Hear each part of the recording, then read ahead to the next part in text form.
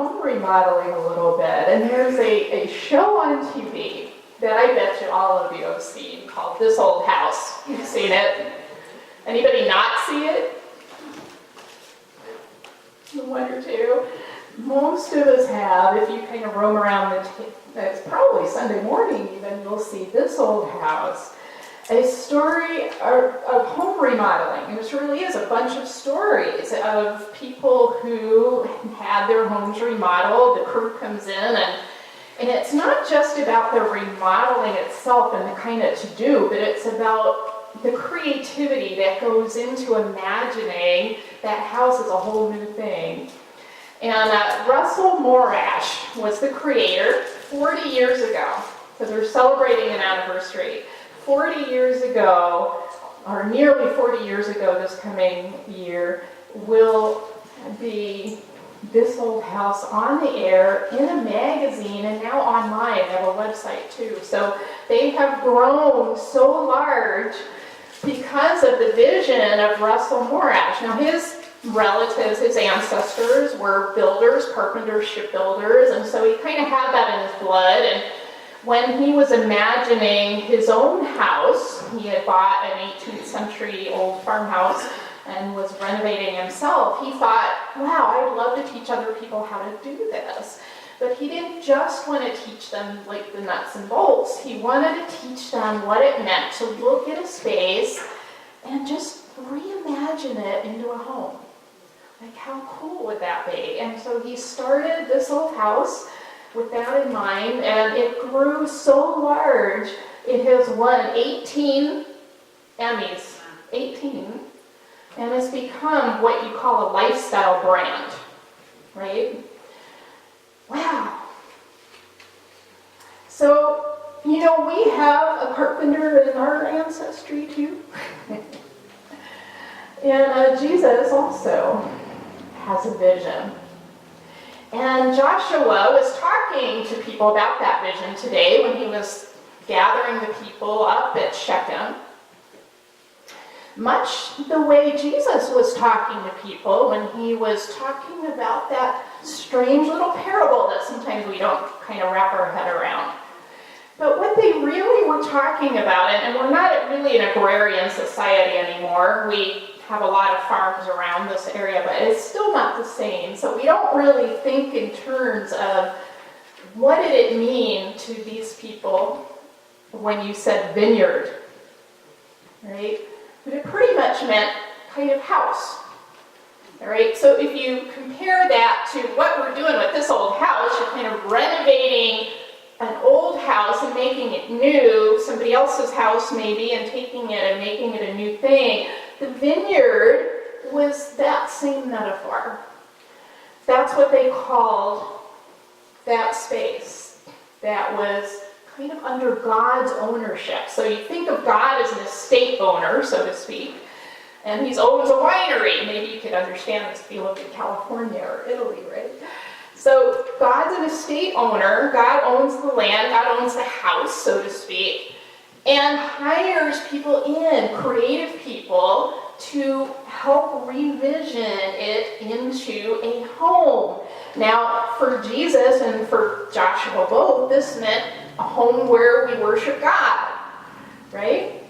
So this is what both of them are getting at when they're talking to the people of God. It may be different time, but they're getting at the very same thing. So Joshua is a spokesperson of God. I like to think of a prophet as kind of the person who answers the phone, right? God calls up, answers the phone, and says, this is what he's saying, right? He's the contractor, right? And kind of gives the direction of what we're supposed to do when we're doing that remodel. So just kind of think of it that way. So Joshua is getting this message from God, I've got a contract for you, right? I need you to remodel a house. And they're saying, okay, what house? And he's saying, oh, well, this one here, and he calls it the vineyard you did not plant.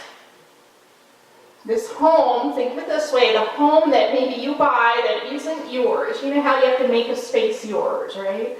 It's not yours yet. It doesn't feel like you. It doesn't feel like your space until you kind of make it yours. Well, this is where the people have come. As Joshua led them into this land where they didn't live before. Somebody else built the building. Somebody else built the vineyard. Somebody else built all of the gods and the statues. And, kind of be like picking up and relocating ourselves into a brand new place. And it feels foreign to us. And in fact, for us, it's probably more like not just moving from house to house, but moving from territory to territory. So, maybe you picked up from Pennsylvania and you moved to like Italy or Germany or Spain, and you're in a new place with people who don't speak your language, and you're trying to remodel this place, which is really foreign because, not only is it not your place, but it's got all kinds of cultural differences. Right? I once looked at a home years ago with a realtor, and I swear the whole house was painted bright red. It's kind of scary. But that was the taste of that person. So if I would move into that house, man, I'd have to change some stuff because I couldn't live with that. It'd drive me crazy. So this is what God does. And he leads the people into this place and says, I need you to do a remodel because this place is a foreign place.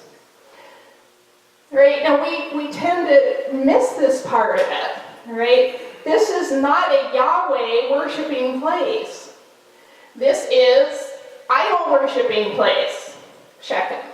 This is Canaan area. So they're worshiping other gods. They have other habits. They have other traditions. Their places are set up for idol worship. They have temples to gods. They have all kinds of other stuff. And God's saying, all right, this is where I want you to make a home. And we're like, what? What? Yeah, I want you to make a home here, and I want you to remodel it into a Yahweh worshiping place. And what do the people say? Oh yeah, we're in. That's the amazing part of Joshua, right? They're like, oh yes, because, Joshua first goes through the whole story of everything God did for them to bring them there in the first place. And they're saying, yeah, we've seen everything that God does. We're in. We're ready to sign. And Joshua, in fact, is cautious. He's like, are you sure you're ready to sign on that dotted line? Because this is serious. You're making a contract here. That's what a covenant is. It's a two-way contract. God contracts you to build the house. You contract to do the work. Right? And they're like, yes, we're going to do it. And his final word is, well, no matter what you do, if you do this, if you do that, you go a different way. As for me, I'm in. As for me and my house, we will worship the Lord. This is the story of Joshua. And this is the story later of Jesus. Jesus reminds us of that contract. That worshiping God is a contract. And we have a side to keep. When we come into church here and, we get a phone call from God, and God says, I have a contract for you. You are my visionaries. You are my creative people in the field. You are the people that are going to build my house in a vineyard you did not plant, in a house you did not build. You are my home remodelers. Are you ready, church? And the church says, yes. I wish. I wish the church says yes. But a lot of times the church says, no way, Yahweh.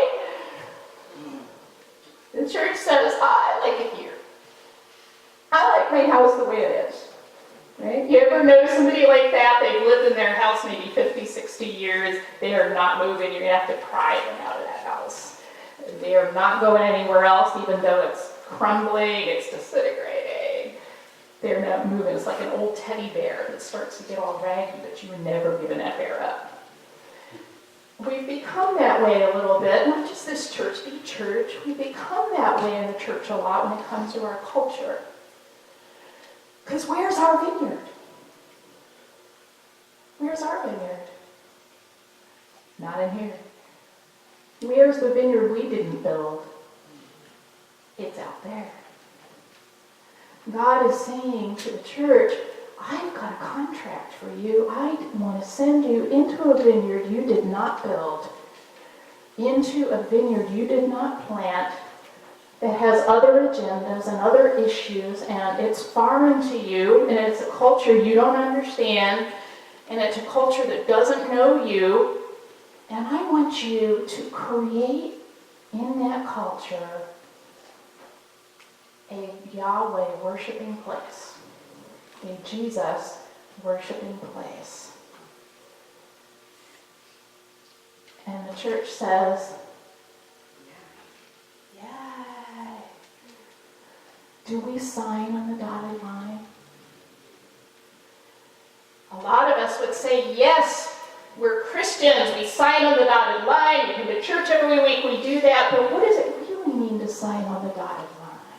What does it really mean to sign the contract when you take that phone call from God and God says, I am sending you into a vineyard you did not plant, and I have a house remodeled for you because God's house is the world. Jesus so loved the world, he came and gave his life for it. It doesn't say God so loved the church. It doesn't say God so loved just us. It doesn't say God so loved Christians. It says God so loved the world that he gave his only son for it. Our job is to go into the world and put down roots. And that takes a very deep faith. It takes a deep, deep faith because you know we're going to mess up. All you have to do is look at Scripture and know that those people at Shechem, they messed up. They broke contracts sometimes. They didn't do stuff right. They made mistakes. But that's okay because God always has a new contract. This is the story throughout Scripture is God says, okay, well that one didn't work out, so we can rethink it. God always gives us a new chance, a new contract to sign on the dotted line. Maybe your vineyard, the church's vineyard, is a city street where the homeless lie. Maybe your vineyard is at your hairdresser's, where people are pouring their heart out to the hairdresser because they don't have anybody else. Maybe your vineyard is at your workplace where there's conflict and there's issues. Maybe your vineyard is on Main Street in a bustling town where it seems to be affluent, but behind the walls and the doors, people are lonely and people are crying and people are having trouble with alienation or grief. Maybe your vineyard is here in Springtown among people who don't go to church anymore. Not because they don't want God, not because they aren't spiritual, not because they don't have faith, but because they feel the church as an institution has betrayed them. Can you prove them wrong? Where is your vineyard? Where is that house that excites you to build it? God calls every one of us out as God's contractors to create a home for those people. To vision a home where they feel loved and they feel warm and they feel fed and they feel that they are wanted by the great I am. That's the story. And it doesn't matter if you've been in the church 50 years or if you just arrived. And that's Jesus' parable. Because they were getting all caught up in the money part of it. right? And we can do that too. We can get caught up in the money and the building and all that kind of stuff. And it's important and we need a home. But God says what's more important is the mission, is the work that you're doing. It doesn't matter if this guy was doing it for 50 years and this guy just started a month ago. You're all workers on God's vineyard. You are all contractors for God's house. And what a beautiful house it could be. And I have hope, you see, I have hope and faith in God. Because it doesn't mean that we have to figure it out on our own. That's the beauty of it. We don't have to be the visionary. We don't have to make the blueprint. That's Jesus' job. All we have to do is go out into the vineyard, and Jesus will lead us in what to do. And you see that things will fall into place. Once you take the steps and once you go forward, things happen. And I have so many stories of people that tell me, oh man, once I said yes, things happened, things fell into place. It was amazing. Because God is just waiting for you to sign on that dotted line and to be a contractor for God's house. So let's hear it, church.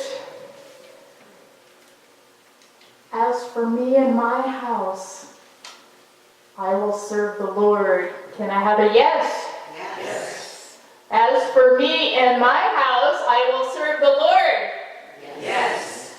As for us and this house, we will serve the Lord. Yes. Can we hear that a bit more excitedly? Yes. Yes. Don't be afraid. John Wesley told his pastors and his lay preachers who did not want to go out. They were petrified, just like you, just like me. I do too. It's hard.